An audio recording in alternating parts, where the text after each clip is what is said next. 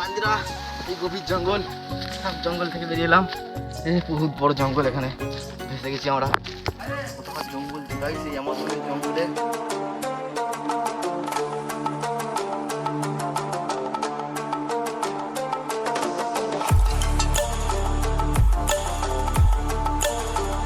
তো চলে এসেছিলাম সেই বাঁশ গাছের জঙ্গলে। এখানে শুনেছি নাকি সেই পিড়ি ফলটি পাওয়া যায়, পিড়ি গাছ, যেটা আমরা খোঁজার চেষ্টা করব। এটা হচ্ছে একটি বাঁশের জঙ্গল, এখানে প্রচুর মাছ গাছ আছে। এর সামনে যে পুকুরটি দেখতে পাচ্ছ, এর তলায় অনেক ভাঙর মাছ আছে, সেগুলো আমরা ধরার চেষ্টা করবো। এই হচ্ছে সুন্দর একটি জঙ্গল, এখানে বাঁশের ভর্তি মাছ গাছে। ঠিক আছে, তোমরা আমার সঙ্গে কন্টিনিউ করতে থাকো ভিডিওটা। এই দেখো এখানে মাছ লাফাচ্ছে। তো আজকে এখানে সার্ভাইভ করবো আমরা। এর গাছে পুকুরটা দেখতে পাচ্ছ, পুকুরে পানায় ভর্তি হয়ে গেছে পুকুরটা। এর তলায় অনেক মাছ থাকতে পারে, সেগুলো ধরার চেষ্টা করবো আমরা। তো আমরা এখন যাচ্ছি সেই বিড়ি গাছটি খোঁজে।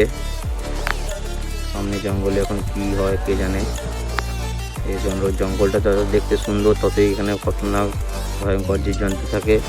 আর বিশেষ করে এখানে সাপ থাকে, সেটা হচ্ছে বোরা সাপ, যেটাকে হিন্দিতে বলা হয় রাসেল ভাইপার। খুবই বড় বড় আকারের হয়, সেগুলো খুবই মারাত্মক, খুবই বিষধর। ঠিক আছে, আমাদেরকে একটু সাবধানে থাকতে হবে। আর আমি আছি, আমার সঙ্গে আছে আমার ক্যামেরাম্যানকে বলবো ভালো করে জঙ্গলটাকে দেখানোর জন্যে। হ্যাঁ ঠিক আছে। তারপর আমরা চলে এলাম, এগিয়ে দেখলাম এখানে একটি বিশাল বড় বেড়া দিয়ে রেখেছে। তো বেড়াটি কিসের জন্য দিয়ে রেখেছে সেটা আমরা বুঝতে পারছি না। ঠিক আছে, বেড়াটি টপকে আমার দিকে যেতে হবে, যেখানে বিড়ি গাছটি পাওয়া যায়। তো এই বেড়াটি দেখছো খুবই মজবুত একটি বেড়া। আমরা এখন চিন্তা ভাবনা করছি কী করে বেড়াটি টপকানো যায়, নাকি এর সাইডে কোনো রাস্তা আছে নাকি, সেটা আমরা খোঁজ করার চেষ্টা করছি। ঠিক আছে, বেড়াটি তো টপকে যাওয়া যাবে না।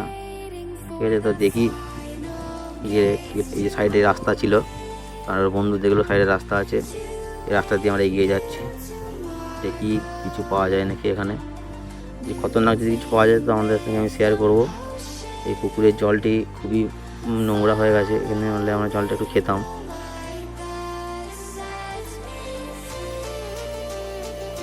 তো না, হঠাৎ দেখতে পেলাম একটা বিষাক্ত পোকা। এই পোকাটা কী গাইছে এটা আমরা যদি জানাতে থাকো অবশ্যই কমেন্ট বক্সে জানাতে ভুলবে না। ঠিক আছে, এই পোকাটি হচ্ছে খুবই একটি খতরনাক বিষের পোকা। উড়ে পালিয়ে গেল, এটা কী বলে এটাকে গাইস? তোমরা যদি জেনে থাকো অবশ্যই কমেন্ট বক্সে কমেন্ট করে জানাও আমাকে।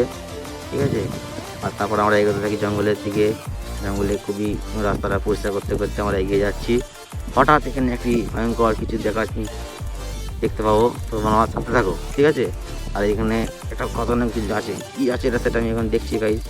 এটা মনে হচ্ছে কিছু একটা ভয়ঙ্কর কিছু পানি আছে লুকিয়ে। ঠিক আছে, পানিটিকে দেখবো কি পানি এটা। ও ভাই, এটা হচ্ছে বিশাল বড় একটা স্কুইটার ফাইটার। কী জিনিস এটা? স্কুইটার ফাইটারটা হচ্ছে একটা ইন্দোনেশীয় পোকা। এই পোকাটি কামড়ালে নাকি মানুষের সঙ্গে সঙ্গে জ্বর চলে আসে এবং সে খুবই তাড়াতাড়ি মারা যায়। তো এটা থেকে আমরা এড়িয়ে থাকবো।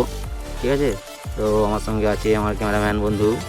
ঠিক আছে, তো সে আমরা এবার একটু এগিয়ে চলবো, সে বিড়ি গাছটির খোঁজ করবো আমরা।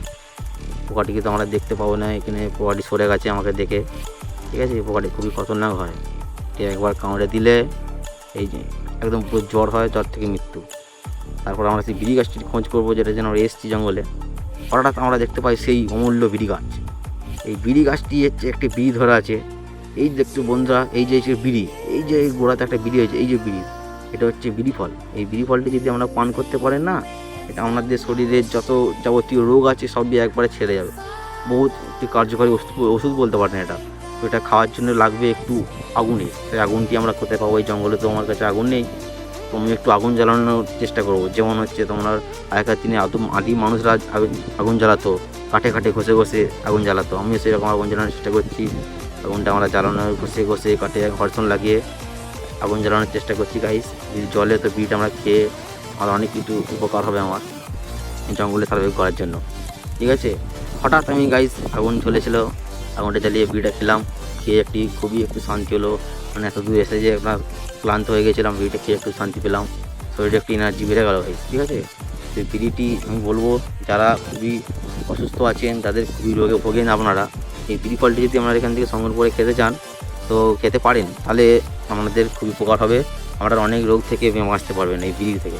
এই বিড়িটি হচ্ছে খুবই একটি অমূল্য রতন, যাতে বলতে অমূল্য জিনিস, পাওয়া যায় না, খুবই অমূল্য এটা। ঠিক আছে, এই বিড়িটা আমরা খাবো। আর একটাই যেহেতু ছিল, আমি বাড়ি নাহলে একটু বাড়ি নিয়ে যেতাম বিড়িটা, বাড়িতে যেয়ে সবাইকে খাওয়াতাম বিড়িটা। ঠিক আছে, তো এই যে সুন্দর একটি জঙ্গলের এই ভিউ আপনাদেরকে আমি উপহার দিতে পেরেছি, এর জন্য আমি নিজেকে খুব গর্বিত মনে হচ্ছে আমার, যে আপনাদের সঙ্গে ভিডিওটা আমি শেয়ার করতে পারছি। ঠিক আছে, যেরকম বিড়ি গাছ আরও হয়েছে, কিন্তু বিড়ি ফল এখনও এই গাছগুলো তো হয়নি।